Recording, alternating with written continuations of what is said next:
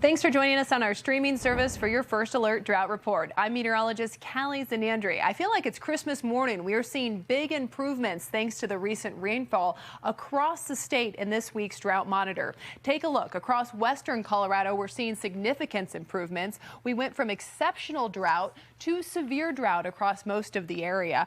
But that's not the only improvement. Even here in the Denver metro area, seeing some small improvements through Arapahoe, Adams, and Denver County, where we've gone from moderate drought to abnormally dry conditions.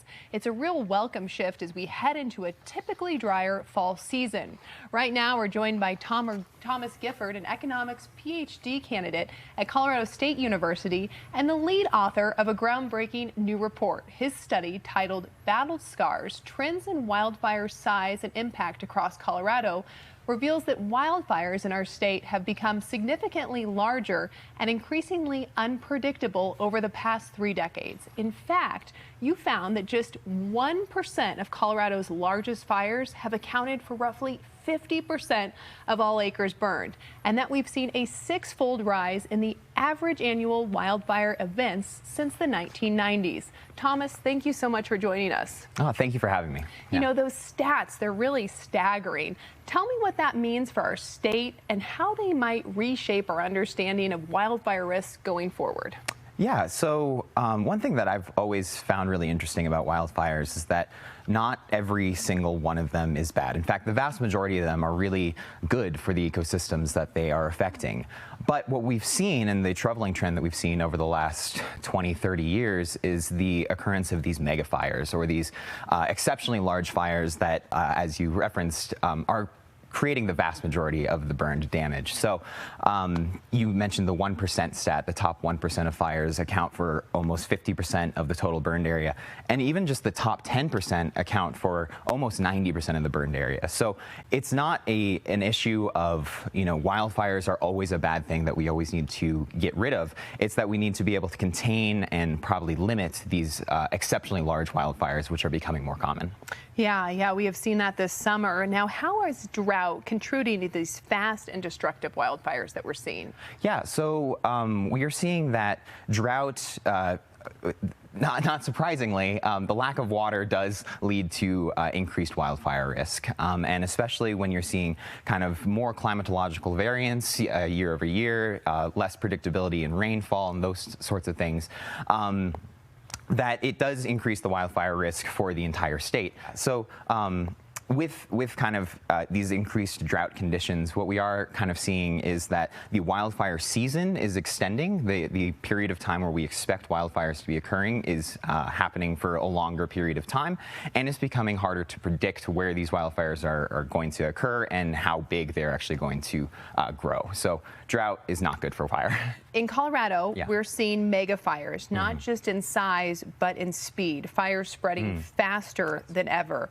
What are the challenges that this creates? Yeah, so when wildfires are relatively slow moving, that is good for both the people who are responding to the wildfire and for the communities that might be affected by it. So when we're seeing kind of this increased trend in wildfires spreading extra quickly, that makes it harder for the responders to effectively contain the fire and keep it from getting to this mega fire size.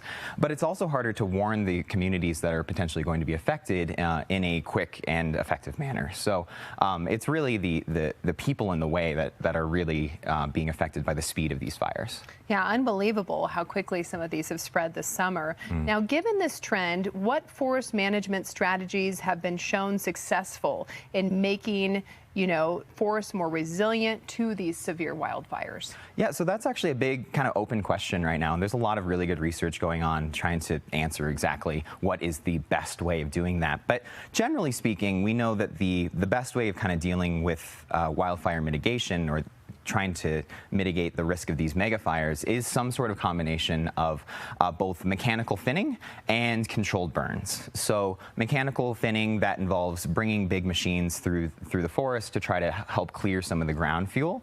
And this is especially important in areas, especially where you might see more urban development or housing. On top of that, we know that controlled burns are really good at kind of simulating natural cycles that we've kind of interrupted for the last 100 or so years, and can kind of get an ecosystem back in balance where it was supposed to be. Because again, wildfires, they are good for the ecosystems that they affect.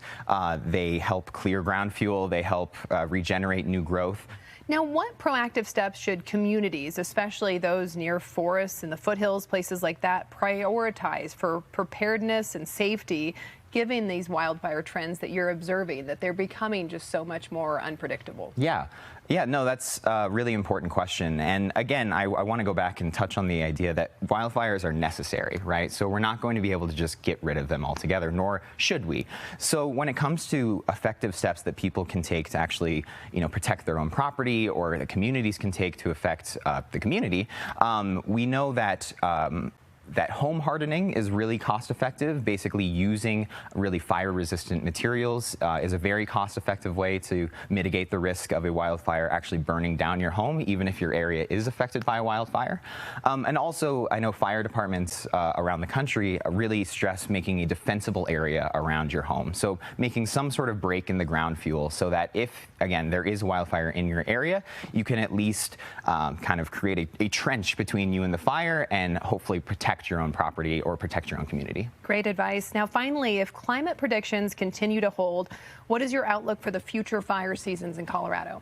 Yeah, so the predictions for the future are not great because we are seeing these warmer temperatures, and that is something that's going to continue for the foreseeable future. So we know that as temperatures get warmer, that droughts get worse, that there's more variability in weather cycles and those sorts of things. So we do expect megafires to become more common over the next few decades, but that doesn't mean there aren't very proactive things that we can do both at the state level, at the federal level, and at the community level to mitigate the risk of these incredibly large wildfires that end up being very destructive to both property and people's health and the ecosystems that they affect. So again, the risk isn't going to go down anytime soon, but there are things that we can do on a personal level and at a community level that can affect our risk. Well, thank you so much, Thomas, for being with us today, and we will catch you back here next week for your First Alert Drought Report. Thank you.